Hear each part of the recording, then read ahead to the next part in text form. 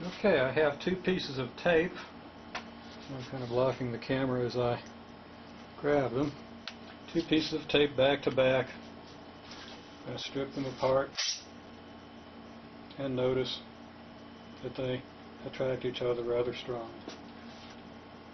So we conclude that the two pieces of tape are oppositely charged.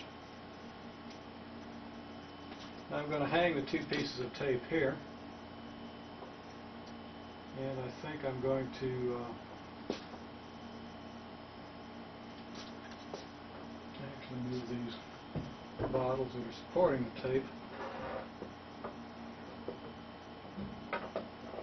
so that we've got something of an angle here. Too much of an angle.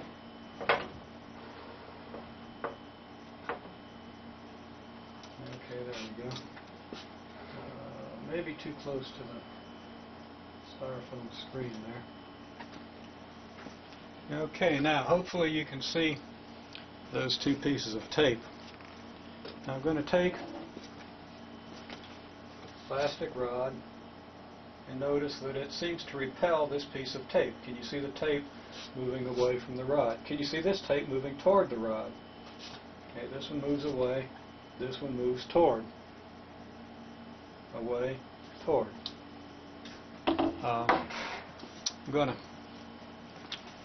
take over here on the other side of the cord if I can reach. Let's see. Yep. I'm going to take this red marker, make a red mark on the end of each piece of tape, and hopefully that will make them just a little bit more visible to you. So again, we see that this one seems to come toward the tape, this one seems to want to go away from the tape. Now I'm going to simply rub this now let's see if I get into the camera here. I'm holding this rod between my arm and my body and just rubbing it back and forth across my shirt. Now let's, ooh, look at that. Much stronger attraction, much stronger repulsion. Attracts, repels. Attracts, repels. Okay? So that's kind of interesting. We're getting a charge on this object that's in some way opposite to the charge in this piece of tape and equal or of equal sign to the charge on the other piece of tape. I've got an aluminum sphere. Okay, this aluminum sphere seems to attract. I'm not sure it's really going to attract because I picked up some of the charge. Okay. If we get the aluminum cylinder, I think I said sphere a minute ago, if we get the aluminum cylinder close here, hopefully you can see how we're getting an attraction here and an attraction here. And you can check this out, of course.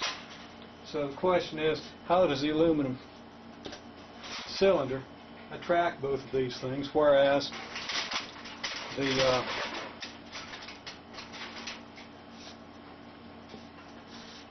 charges in these things are obviously opposite. How is it that this one attracts and repels and this one simply attracts? Let's do another thing. See if I can get this cylinder around here. Okay, now I don't know if you can see it or not, but I can get this cylinder, see this thing's attracting over here very well. I can put the cylinder here, I can move it anywhere, and this piece of tape isn't affected. This piece of tape, on the other hand, let's see if it's affected. Well, yeah, it is, because I can't seem to get the aluminum foil to be symmetric. Although that really shouldn't have much to do with it. Okay, let's put the foil around again. Now this thing's surrounded by foil.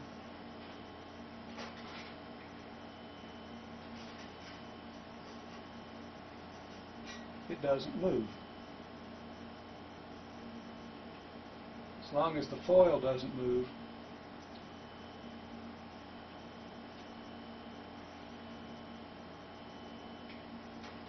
we don't move. Although, take the foil away and it comes right out.